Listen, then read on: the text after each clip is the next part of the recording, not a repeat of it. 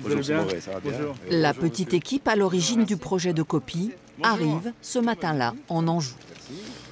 On va vous accueillir chez vous. C'est là qu'est en train de naître la réplique de la Vierge à l'enfant. C'est une grande surprise pour nous. C'est émouvant. Je ne pensais pas trouver une œuvre aussi avancée, aussi élaborée en arrivant. Ça fait vraiment plaisir. Le projet est unique, car faute de financement suffisant pour payer un sculpteur pendant des mois, l'association de sauvegarde du patrimoine paulinois a déniché cette petite entreprise spécialisée dans la reproduction en 3D, qui est allée numériser la statue originale à New York. Pour ça, on a d'abord spécifié un scanner 3D et vous faites une numérisation à environ 30 microns de précision. Donc sur un ensemble comme ça, ça vous fait un modèle 3D qui est extraordinairement riche, en même temps extraordinairement lourd en termes de manipulation informatique. Donc là, c'est ce qui m'a été donné, c'est le résultat du scan, donc là qu'on a reçu directement du musée. C'est un fichier, quand je l'ai rapatrié ici en France, la première fois que pour l'ouvrir correctement, la première ouverture, ça m'a pris 6 heures. Donc là, en fait, le fichier qu'on a reçu, c'est un modèle 3D qui est composé de milliers de petits triangles. Alors, on les voit rapidement ici. Donc finalement, l'assemblage de triangles fait que on arrive à obtenir ce modèle.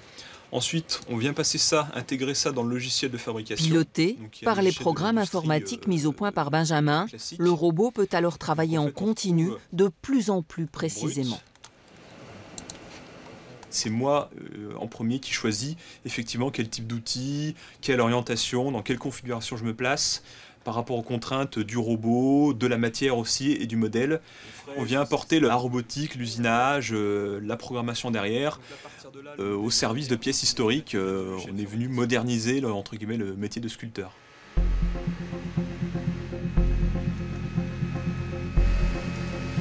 On a d'abord fait une ébauche avec une très grosse fraise, une fraise de 50 mm, ce qui fait des grosses marches. Ensuite, on passe sur une deuxième fraise, qui est une fraise plus petite. Je regardais le profil de la fraise. Quand elle s'use, vous avez des diamants qui apparaissent derrière. Tout à fait. En fait, il y en a sur toute l'épaisseur. Oui. Donc du coup, j'ai un outil neuf en permanence. D'accord. Et le robot intègre? C'est au niveau du programme que moi j'intègre parfois le fait que la taille réduise un peu, effectivement. Ah, ouais.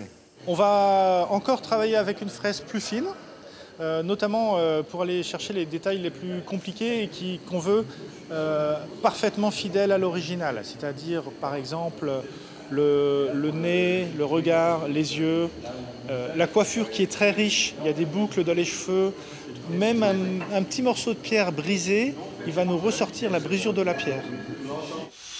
Le robot entre dans les détails, mais il n'est pas capable de reproduire tous les gestes de l'homme, surtout quand il s'agit d'un maître de la classe de Klaus de Verve. Les prouesses techniques de l'artiste seront donc reproduites par un sculpteur, un vrai. J'ai eu donc la chance d'aller directement l'étudier au Métropolitane.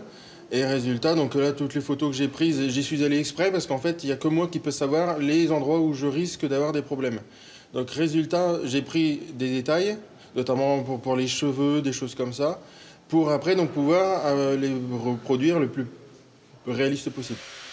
L'alliance du passé et du futur, de la main et du robot, et de deux entreprises qui n'avaient pas forcément vocation à se rencontrer. On s'est retrouvés à un moment donné ensemble avec moi un atelier qui transformait de la pierre mais qui était un peu arrivé en bout de course par rapport à la technologie et lui une innovation technologique qui avait besoin d'une entreprise et d'un appui fort. Donc on a décidé de se marier, tout simplement. Donc voilà, on a racheté l'entreprise bourguignonne et on les a mis dans nos locaux. Et ils sont arrivés dans leur carton avec un magnifique projet qui est le projet de cette Vierge de Poligny. Une expérience qui pourrait devenir une référence, mais une étape cruciale reste à franchir, la mise en couleur de la statue.